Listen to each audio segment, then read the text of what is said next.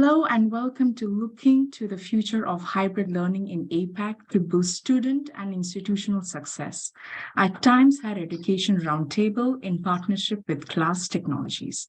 I'm Gitanjali Goswami and I'm Branded Content Manager for APAC at THE. I will be moderating today's discussion.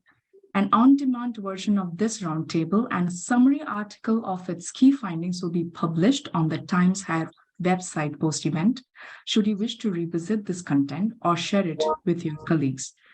I'm delighted to be joined by a wonderful panel of experts from academia and industry, and would now like to request the panel to introduce themselves, and please click the raise hand icon located at the bottom of your screen to respond. Okay, so we can start with Leslie, and after his introduction, I'll request the panelists to raise their hand. Okay, great. Thanks, Gitanjali. Okay, good morning, everyone. So my name is Leslie. I'm the head of Asia Pacific for Class Technologies. I'm currently based and living in Singapore. So just a brief background about myself. I spent over probably the last 26 years in technology. And of that, probably about 22 years in education technology specifically. So one of the reasons why I found myself gravitating to that sector is because both my siblings are in education and they teach, but unfortunately I don't have the aptitude to teach, so which is why I'm involved in education from the EdTech perspective. So I believe very strongly that technology is not the solution to all problems, right? It is a combination of people with a proper use of technology that leads to solutions. All right, thank you. Thank you so much. Maybe we can have our next panelist introduce herself. So we'll start with Julie. Hello, everyone. I'm Julie Lindsay with the University of Southern Queensland. My role is as Senior Education Technology Advisor. I actually work with Joanne Ferreira, who is in the room with us as well. My role involves innovation, the process for innovation, improving online learning and blended learning, and searching for, experimenting with and implementing, piloting and then implementing educational technologies that support improved learning and teaching and improve student experience. Thank you. Thank you so much. We can have Dawn to introduce herself. Hello, my name's Doon McDonald. I'm from the University of Queensland, which is in Brisbane, Australia. My role at the moment is Pro Vice Chancellor Teaching and Learning. I oversee all aspects of the curriculum, pedagogy and assessment for students, as well as more generally the on-campus, what is largely an on-campus student experience. So it's the coursework that I'm focusing on, not HDRs. And I've spent, I guess, like many of you, the last 3 years trying to reorganise the university and then reinstitute ourselves during COVID. And we're predominantly, for our undergraduate students, a face-to-face on-campus experience, but with a lot of lessons learned. Thank you. Thank you so much. We can have the next panelist. We can have Narima to introduce herself. Hi everyone. I'm Narima. I'm Deputy Vice Chancellor, Academic and International, University of Science Malaysia. I took over as, previously I was Dean for School of Humanities since 2016, and then I took over as a Deputy Vice Chancellor, Academic and International during COVID time. So that was a challenging time because we have to move everything, work, change teaching style, cost outline, everything to fit in with whatever pandemics require us to do. So basically, now we pass that and then we learn from that and then we move from that. Thank you so much. Thank you so much. And now I'd like to request Benjamin to introduce himself. Thank you. My name is Benjamin Hua, and I have been teaching for 2 years, in the last 2 years, at the Chinese University of Hong Kong. Before that, I was the provost of the Chinese University in charge of education and research. And before then, I served as a professor at the University of Illinois, Urbana-Champaign for 25 years. So my interest in teaching, my experience in the last few years of the pandemic, is that we have been seeing a lot of the difficulties of students using hybrid learning, because we have to hold classes both face-to-face as well as online. So it makes it very challenging when we look at students learning, the experience in learning, and providing the right information to students. Thank you. Thank you so much. I'll request Joanne to introduce herself. Hi, I'm Jo Ferreira, and I am the Dean of Learning and Teaching Futures at the University of Southern Queensland and a colleague of Julie's. Thank you so much. And I'll request Caroline to introduce herself. Hi, good morning. I'm Caroline, representing JCU Singapore. I'm the current Associate Dean for Learning and Teaching at JCU Singapore, and I also teach into the business program as a senior lecturer. And like many of you, this COVID thing has really supposed to upturn the ways in which we teach and how we deliver student experience to the students. So I'm looking forward to this interaction, to see how the rest of you did it and how we are coping with it currently. Thank you. Thank you so much. And I'll request Desmond to introduce himself. Hi, everyone. My name is Desmond, and I report to Leslie. I'm the channel manager for Asia, and I take care of all the partners and direct businesses of Class Technologies. Thank you very much. I'll request Chris to introduce himself. Hi, I'm Chris, and I'm Sub-Dean Learning Technology at Charles Sturt University. Thank you. Thank you so much. And I'll request Trev to introduce himself. Hi all, I'm Trev Wood. I'm Manager of Educational Technologies at Monash University. Thank you. And I'll request Jose Antonio to introduce himself. Hello, good morning. I'm Ton Clemente from the University of the Philippines. I used to be the director of the Office for the Advancement of Teaching, but currently now I'm the officer in charge of the Office for Academic Affairs. And our offices were in charge to help the university in our shift toward remote and blended learning during the pandemic. Thank you.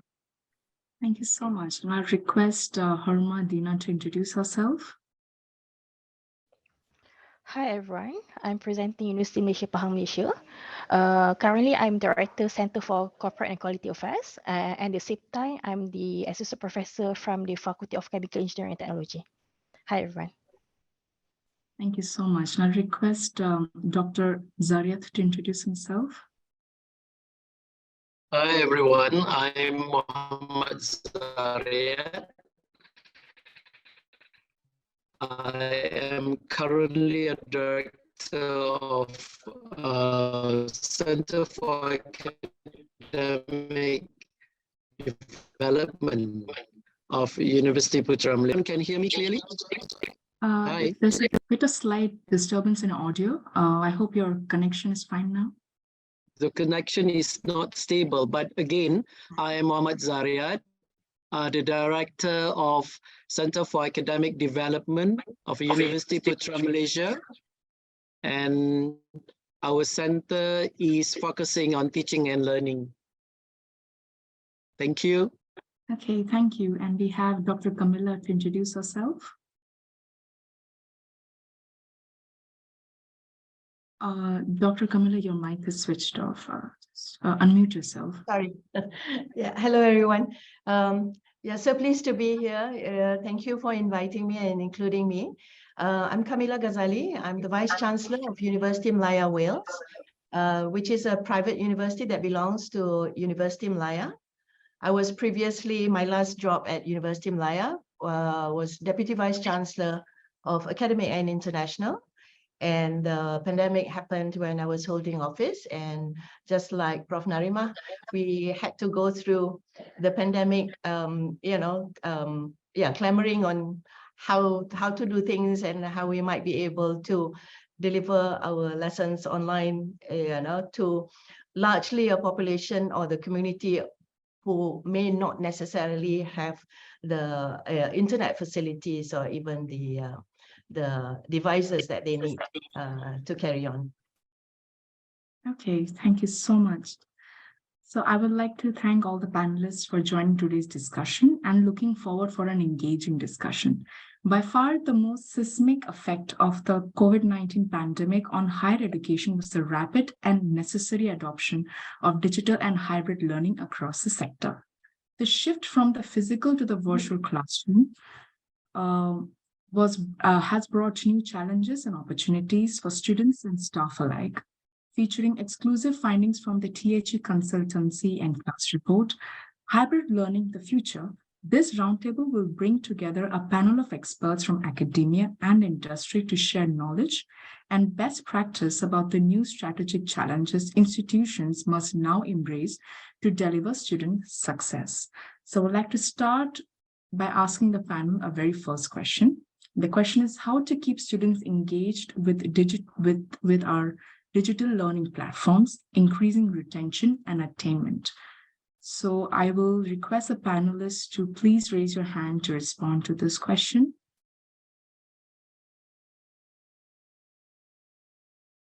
Okay, maybe we can start with June to ask to respond to this question. Oh, hello, thank you. Can I put it out to colleagues here what the definition of hybrid is? So for us, hybrid meant teaching face-to-face students and online students simultaneously. So that's the definition for me of hybrid. But I think what we're possibly being asked is about teaching online, the question we just had about keeping students engaged. Is that correct?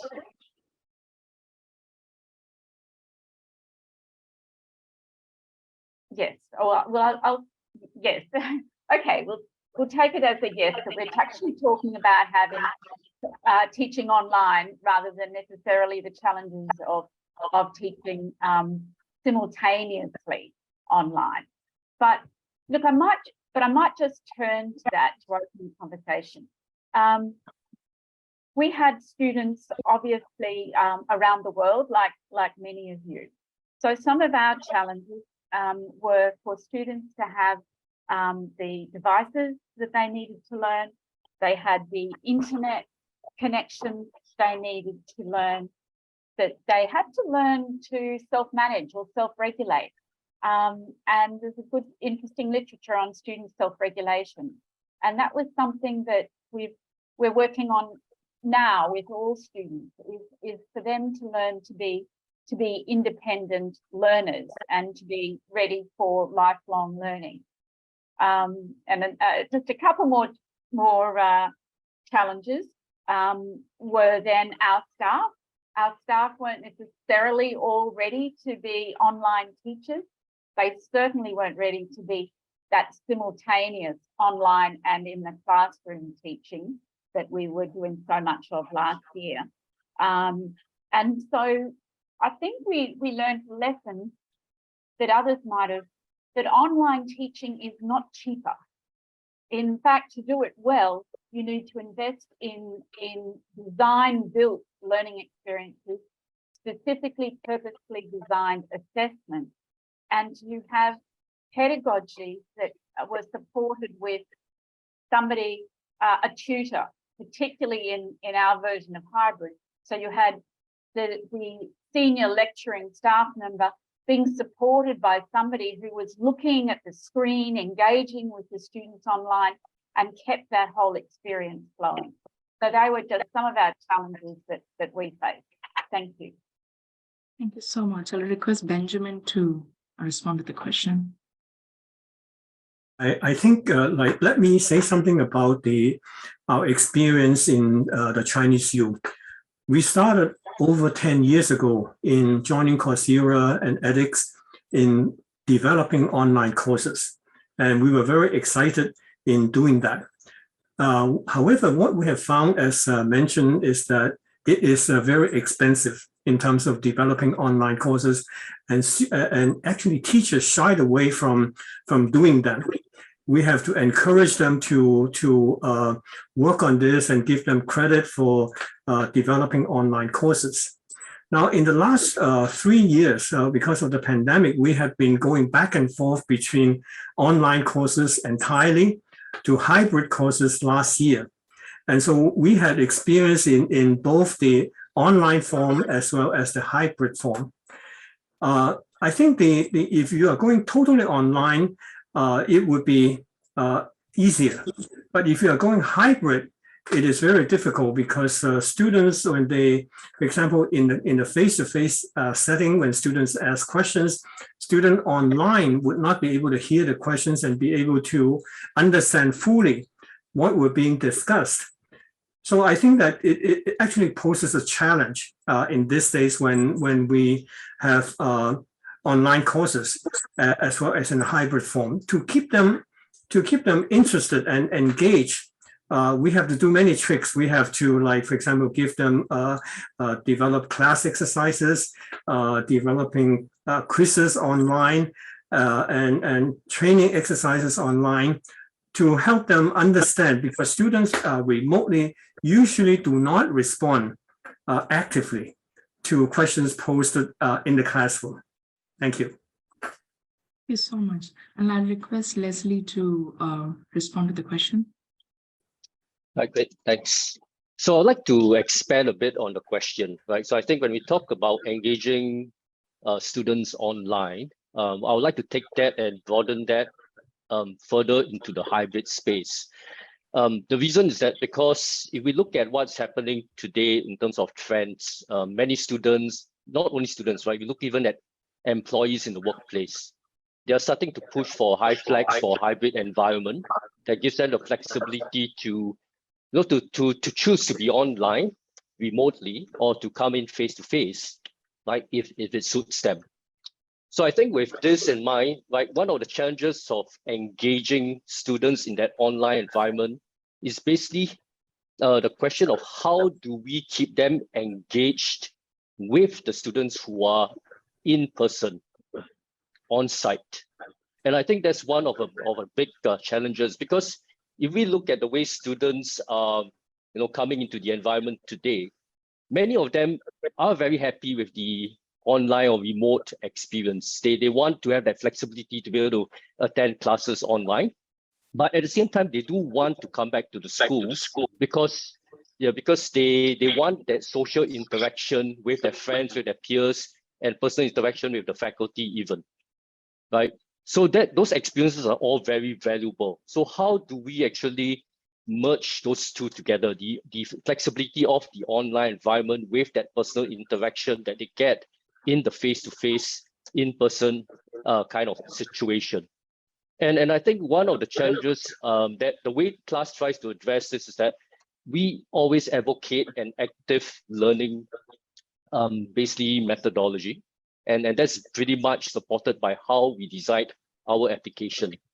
And the key thing is for the faculty member or the lecturer to be able to facilitate interactions, facilitate discussions, facilitate different activities across the learners from the online to the learners who are in person in the classroom.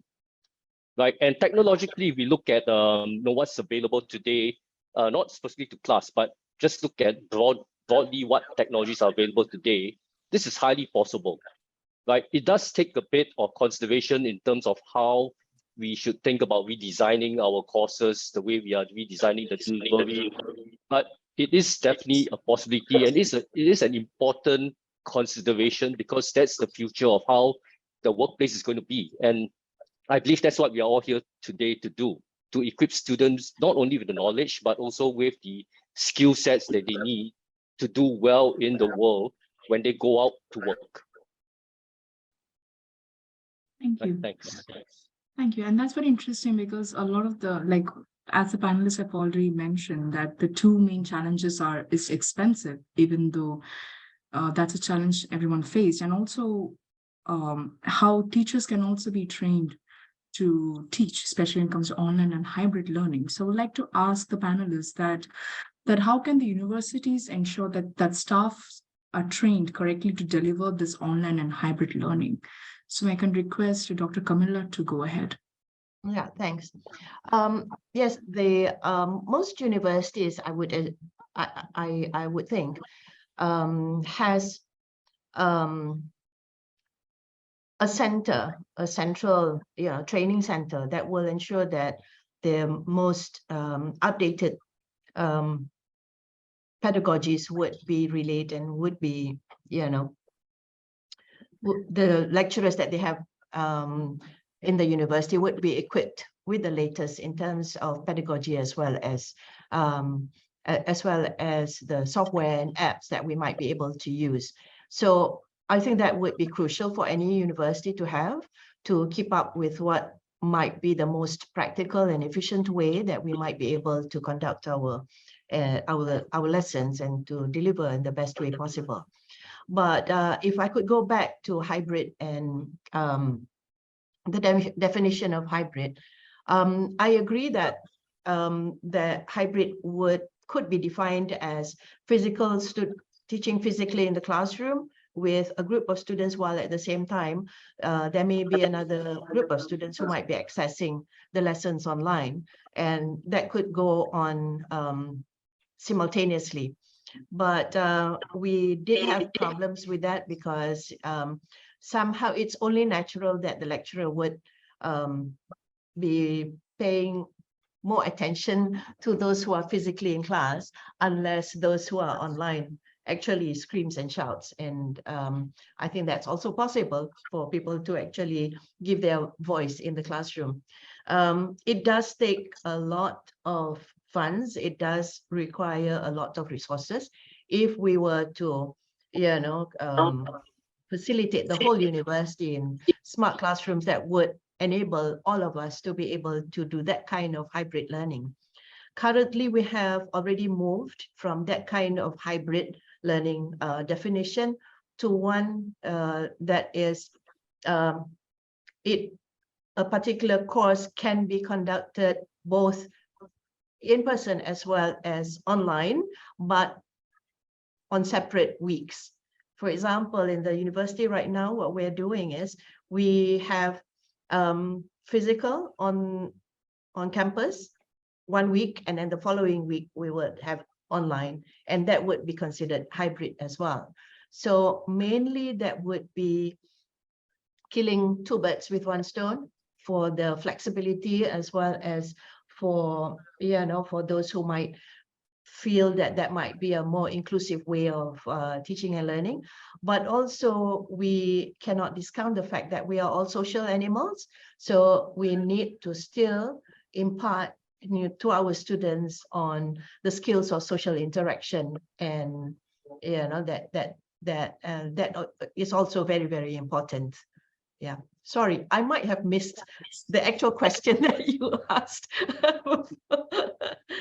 I had in mind the earlier question. Okay, thank you. I'll request Julie to respond. Thank you.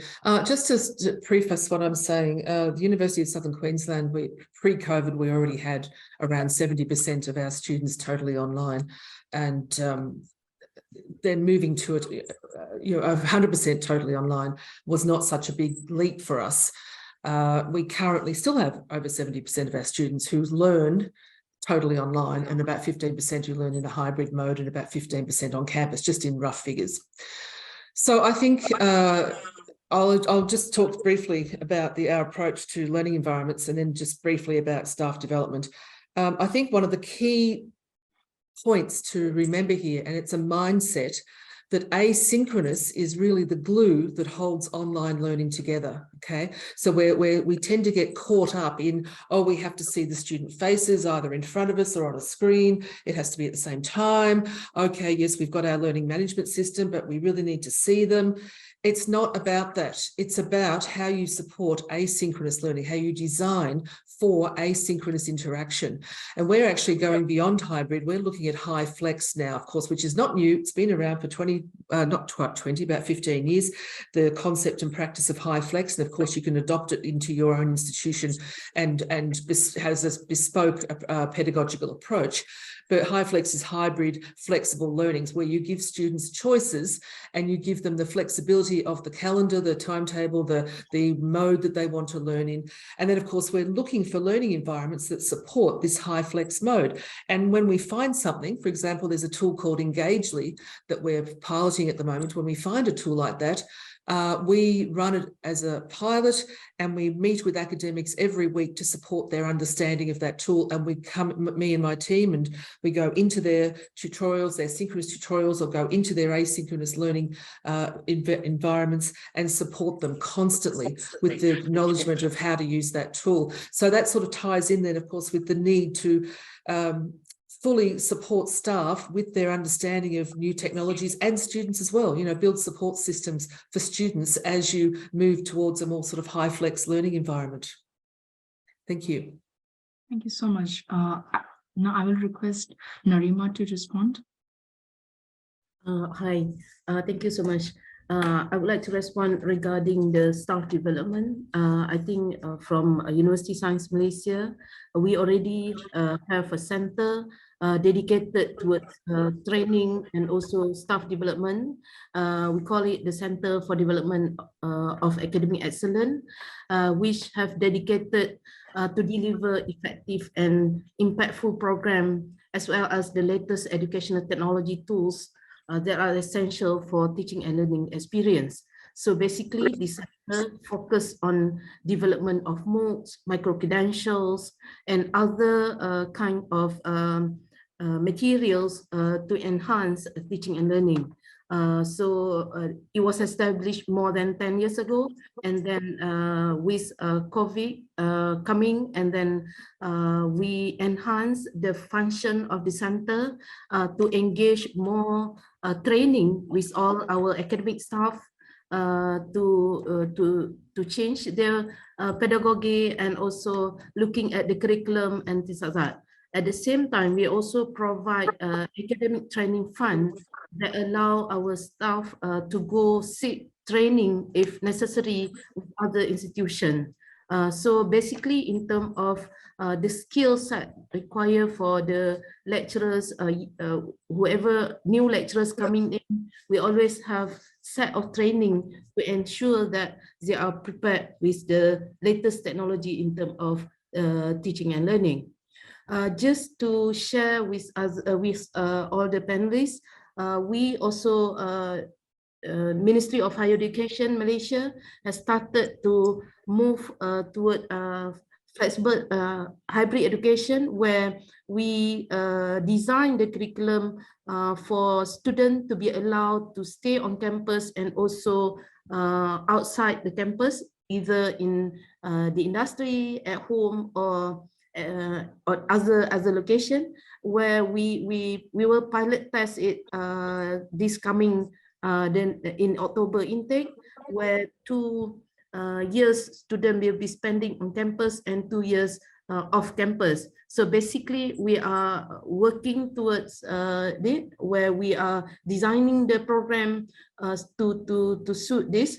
University of Science Malaysia will start with a program of Bachelor of Management and a Bachelor for English for Professional using this mode. Thank you. Thank you. It's very interesting how you mentioned the various ways the teachers are being trained at a university. But I also want to ask a follow-up question to you, Narima, is that what are the challenges that are unique that are faced by the teachers at a university? Are there challenges that you can give an example of? Although we diversify methods of, by the way, for all the program, we try to impose on blended learning, where we have a composition of face-to-face, online, and also other methods. At the same time, we also encourage the lecturer to focus on not only engaging face-to-face, but through other platforms such as we have online platform that we are used in USM. At the same time, we have 30% of the program must be delivered for all the material, 40% must be prepared. We have like 30% must be online and 60% face-to-face or vice versa. So what we do is that we ensure that for all the courses delivered, we have it blended learning.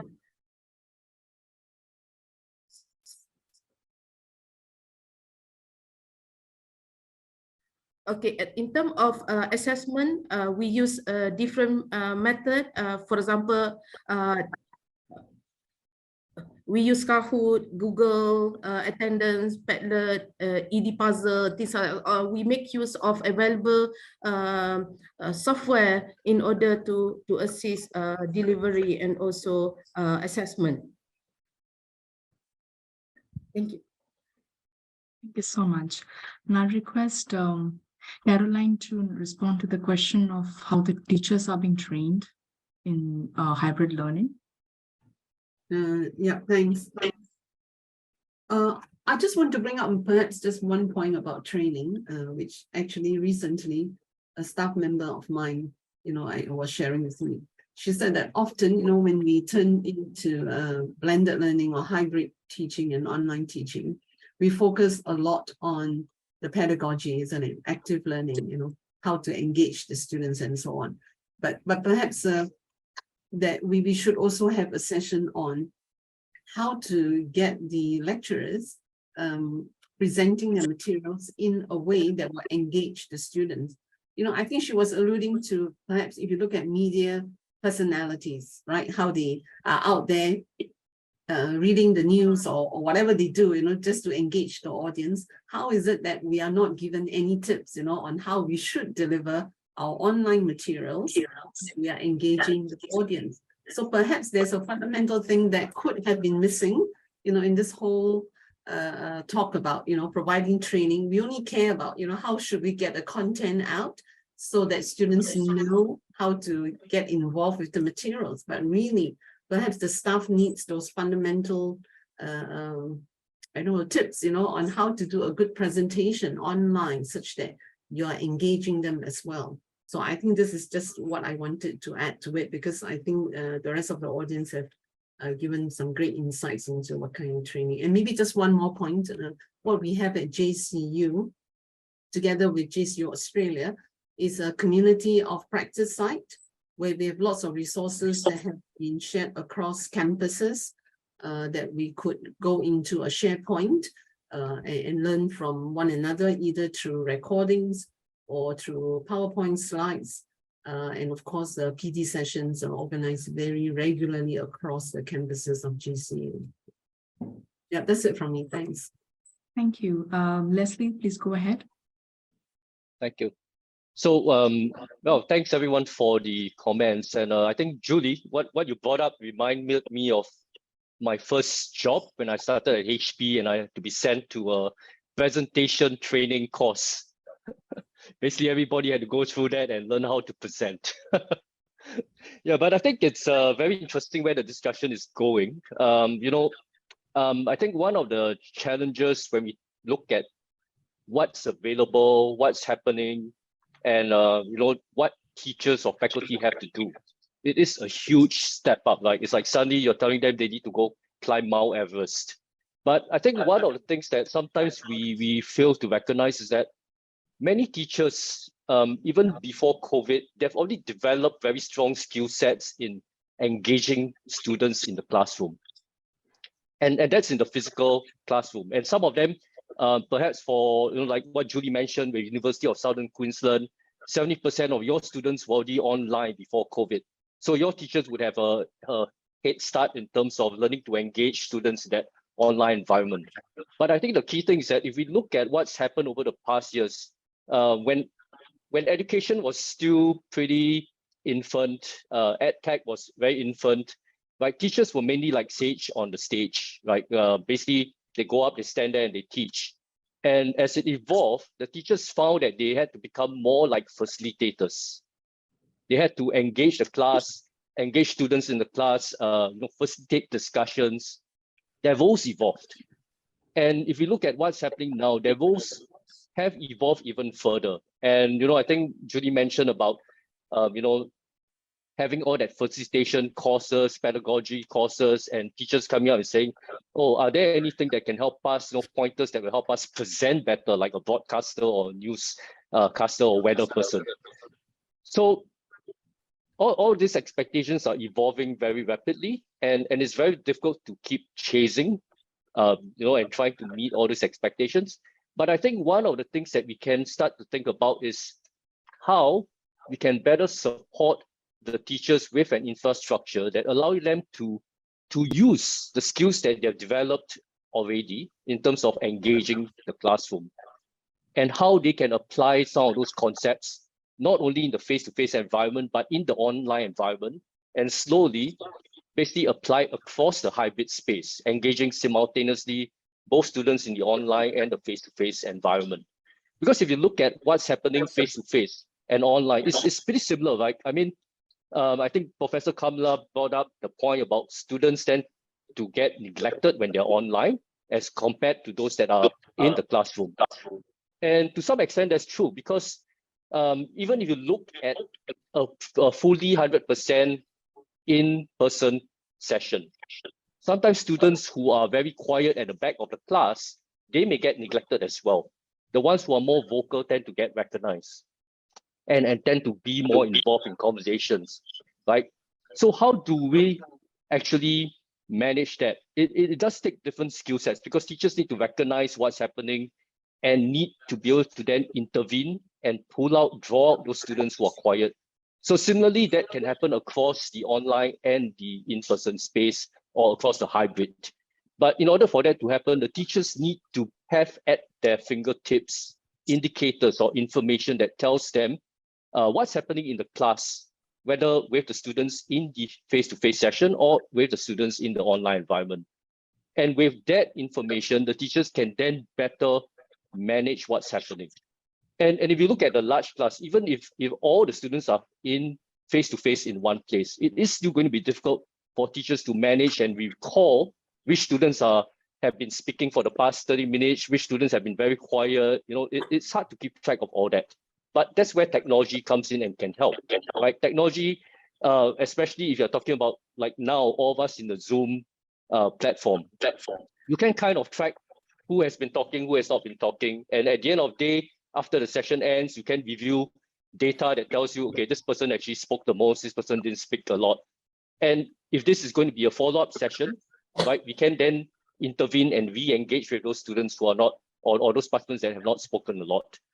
So I guess the point that I'm trying to drive here is that we should look to technology that can help provide that scaffold that allows teachers to utilize and basically exploit the skills that they have already built in terms of facilitating, in terms of engaging students in that face-to-face environment, but provide small step up with the technology support so that they can start to apply those skill sets in the online and the hybrid space as well. Right. So just something to think about. Thanks. And it's really interesting how you've raised a pertinent question that, especially in a classroom where there are certain students who are quiet, they maybe unintentionally are neglected, and versus those students who are very enthusiastic and answer the questions. So I would like to ask a question to all the panelists, that how the flexibility, like how to facilitate social interaction between students when delivering online learning and improve their mental health, mental well-being. So I request Joanne to respond to the question. Thank you. It's not quite what I was thinking of saying or talking about, but I'll come to that in a minute. I just wanted to share that from what we're looking at University of Southern Queensland is really a student-first approach, and that's the first thing that we're kind of concerned with is the students and their learning, and then looking at that issue of flexibility, which is a key issue for our particular student cohort. We're primarily mature age students who are working and have lives and are trying to fit their study around that. So for us, it's really about what are the mechanisms, as Julie was saying, that we can put into place that offer really high levels of flexibility for students so that they don't enroll either as an online or a face-to-face student, for example. So we're grappling with those kinds of issues. A number of things have been raised, I think, and Julie mentioned Engagely. There are other tools that students can utilize to be engaged asynchronously with what's going on, and also to connect with their peers online. And we know that Garrison model is reminds us that there's a massive social component to learning, and it's a very important part of how we learn as humans. So I think for us, it's all about how can we actually, what are the affordances that particular technologies provide us to enable and enhance students' ability to learn socially. And that's why we're trialing tools like Engagely. What's the other one, Julie? I've forgotten the name of that Lisa J uses with a stop start. Thank you. VoiceThread. Yeah, so I think there are those sorts of tools that allow students to be engaging asynchronously, but still connecting, because they can see all the work that other students are doing, and it allows the academic, the lecturer or the facilitator to be able to go in and engage with students as well. It's not just you have to come at this particular time, and if you're not here, you don't learn, but that we're looking to mechanisms where students can come in and out at times that work for them. And we hope that that does impact on your question, their mental health, because they're not having all the stress about how am I going to drop my kids off at school and get to my lecture, at 9 a.m. in the morning. Thank you. Thank you. Now I'll request Chris to respond to this question.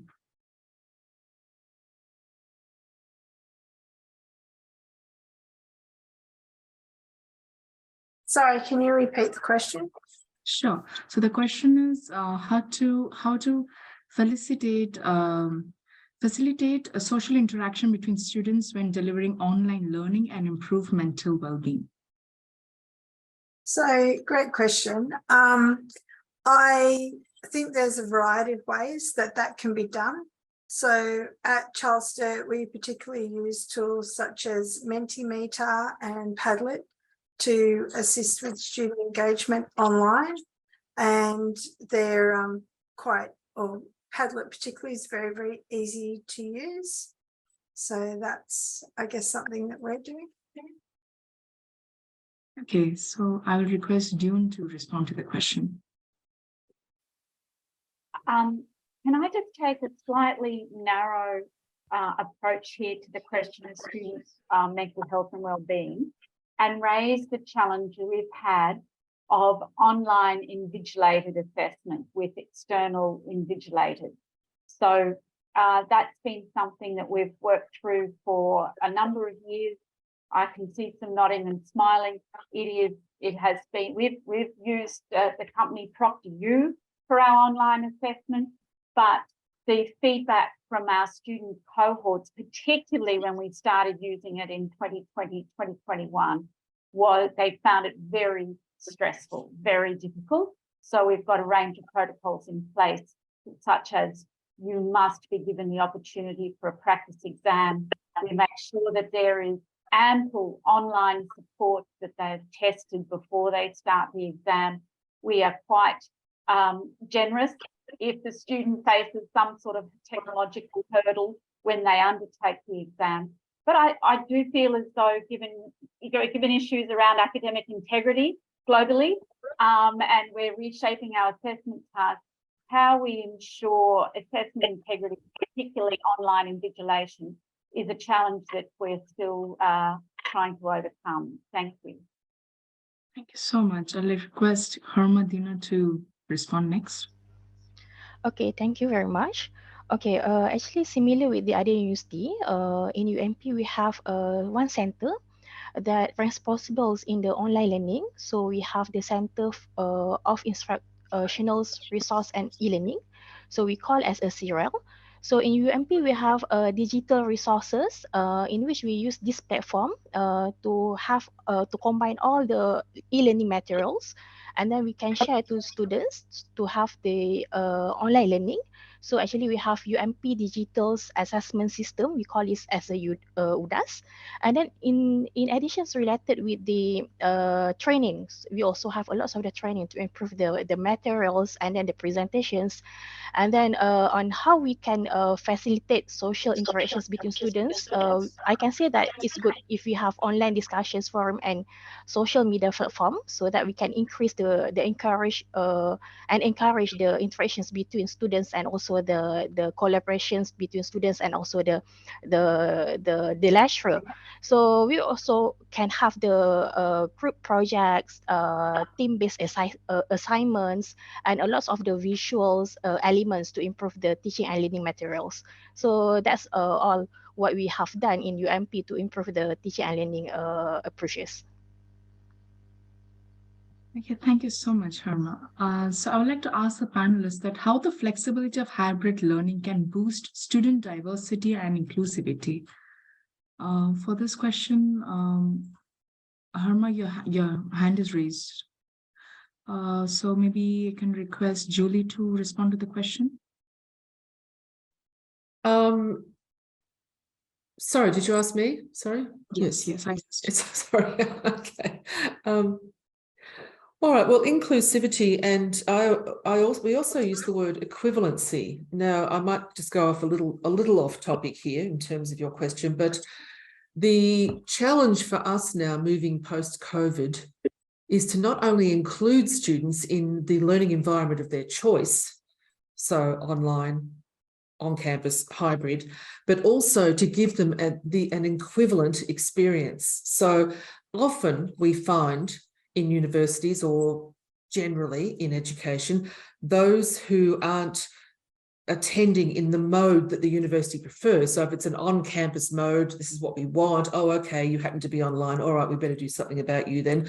But if they're not conforming to the mode, the others have they get a less than equivalent experience. So by this I mean, if you have a face-to-face class and you're handing out hard copies and you're having a lovely chat and doing group work, that has to be emulated in an online mode for those who do not make the face-to-face class. So this is where we have to build stronger resources, strongest capacity amongst our staff, find better tools. A tool like Zoom is a business tool. It's not a learning and teaching tool. So it doesn't do the job anymore. So this is really important that we keep that word equivalency. Is this student getting the same opportunities as this student over here? Thank you. Thank you so much. I'll request Leslie to respond. Thank you. Yep. So I second what Julie mentioned. I think or what we call as equitable, that's very critical and important, because it's not just facilitating students coming in online or remote or from different environments simultaneously, but it's so ensuring that they have a similar quality in terms of experience and also in terms of learning. At the end of the day, there are many parameters or variables that affect a student's learning. And hoping that with the flexibility, and they have being able to choose which mode of engagement they want, that will actually allow them to be in a better state of mind to learn. But then at the same time, once they come in from that different environment, whether they are online or they are in person, they need to have a similar experience. And I think this goes back also to a point raised earlier on about how students online may get neglected at times, more than those who are in person.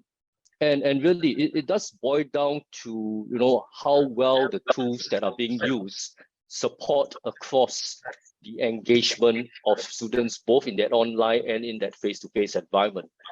Like, so, a couple of things that I spoke about early on, being able to exploit the teacher's abilities to engage students, like the tools also need to be able to support that, because at the end of the day, when we consider it, we have that convergence of students, right, from the online and in person, and they are converging into a learning space, right? That learning space has to be able to provide the same level of engagement to the students despite where they are at. And in order to do that, it means that the teachers, the faculty members need to be able to get the relevant indicators or feedback, right, that tells them what's happening with the students who are remote and with the students who are in person in the classroom. Right, that would then allow them to better engage. So it's not just about distribution of materials, but also about quality of engagement and interaction. So the teachers need to have the right indicators of what's happening with the different student groups so that they can drive the right interventions. So the other point that is also very important is, of course, being able to converge the experiences. What I mean by that, for example, when you have facilitate group discussions in the classrooms, that's very simple. Or when you facilitate group discussions fully online, it's also very easy. But when you want to facilitate group discussions between some students who are online and some who are in the classroom, it becomes a bit more challenging. So how do you do that? That's where the hybrid tool sets come in and support it.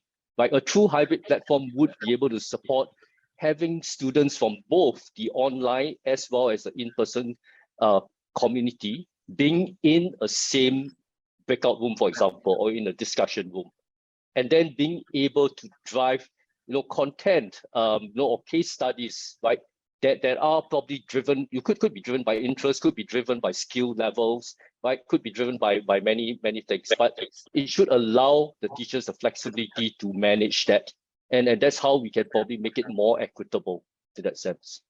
Right. Thank you. Thank you so much. And now we are nearing the last 10 minutes of the discussion. So I'll request the panelists to quickly respond to the question. So I'll request Dr. Kamila to respond. Thank you. I'd like to respond to your question on cross-institutional collaborations through digital learning. In University of Malaya, Wales, we offer dual award programs. 11 out of the approximately 30 programs that we have are actually dual award programs where Wales will award the degree, as well as University of Wales Trinity St. David. So basically one of the requirements was for University of Wales to offer 20 credits out of the whole course at every level,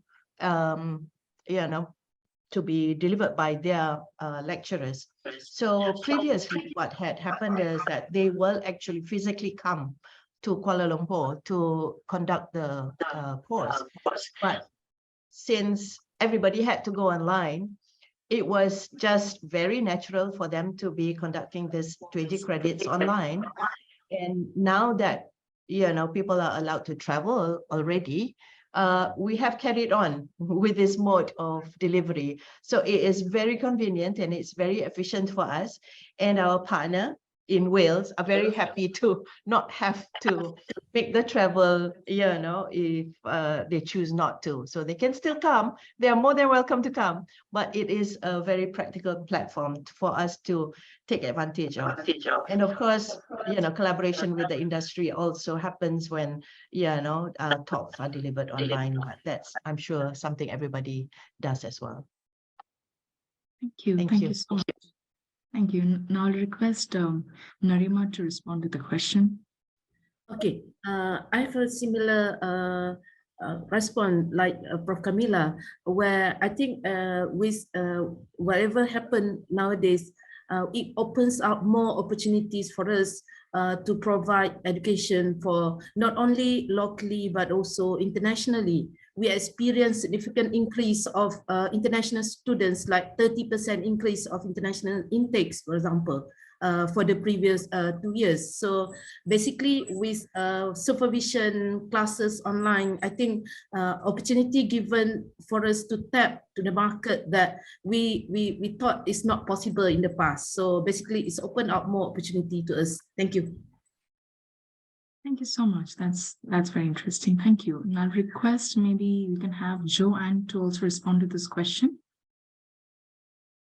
Sure. I mean, I think around the just institutional collaboration, of course, we can do much more of this if we hybrid. You know, it could be a way of continuing to ensure that our students have some sort of international experience as in some sort of way. It may be limited by doing that sort of cross-institutional collaborations, but really I want to just briefly talk about how learning online might help our students in the future, because I really think that is our role as educators, is to prepare our students for the future and their future. And I think, you know, universities have traditionally been behind the times. And I think what's happened with the artificial intelligence and ChatGPT is a really great case in point that, you know, a lot of institutions have been caught off guard, and many have raced to how can we stop our students cheating mindset. Whereas a lot of industries are already using artificial intelligence. So is our role to stop our students from using these new technologies, or is it actually to educate them about how to engage critically with these technologies so that, you know, they are part of the future of humanity, it looks like, unless something happens. So how do we actually prepare our students to work, I think, in a digital world, because that seems to be the way that our world is going. Yeah, thank you. Thank you so much, Joanne. And it's very interesting how you mentioned about the involvement of AI and the ChatGPT. So can you just cite any examples from universities where students have, you know, shared their feedback about like whether they're able to better adapt to this hybrid learning? Not directly in relation to ChatGPT, but I mean, the sense is that, you know, it's been around for a while and students have been using it and will continue to use it. So I suppose it opens up questions. I don't particularly think that it's related to hybrid learning. Like, I think that regardless of the mode of learning, we will have students engaging with these artificial intelligence tools. And I think we have to think about how we're assessing, what we're assessing, you know, and what we see as I think it's a huge existential question actually for universities around what's our point and purpose in the 21st century. And how do we make sure that we kind of stay relevant in every way for it, and are providing an education that will help our students for their future. Okay, thank you. So we're nearing almost the last few minutes towards the end of the session. So I'll just ask a quick question to everyone that how the digital learning platforms can prepare students for an increasingly hybrid working world. So I request any panelists to address this question. Okay, maybe I can request Benjamin to respond to this question quickly. Let me respond by saying that this online learning is not something new, because we have seen that for the last 10 years. And even in the 90s, we have been using hybrid learning as well as asynchronous learning. However, I think that professionals today are facing more and more challenges. That is, they cannot afford to go to classes when they are working. So online learning becomes a mode, a default mode for students to learn and to acquire new knowledge. So this is something that universities need to embrace and develop those technologies and capabilities to help lifelong learning. This is I think this is a challenge that universities must be facing, not just hybrid learning in the classroom, but to support professionals in the long run on how to engage in lifelong learning. Thank you. Okay, thank you so much. Maybe we can have Julie to also respond to this question quickly. In terms of hybrid learning, look, I think as I said before, the focus is on developing equivalent opportunities for students, developing flexible and opportunities and choice for students. And I think and also hand in hand with staff development as we move forward. I think this is really important. Okay, thank you so much. And once again, I would like to thank all the panelists for sharing their point of view of how the universities are not only training the students to better adapt to the hybrid learning, but also teachers and what more the university should focus on and improve. And that's all we have time for today. So thank you so much for joining us. And a reminder that an on-demand version of this roundtable and a summary article of its key findings will be published on the Times Higher website post-event, should you wish to revisit this content or share it with your colleagues. We hope that you have enjoyed this discussion and hope to be able to engage with you at future THE events. Thank you and goodbye.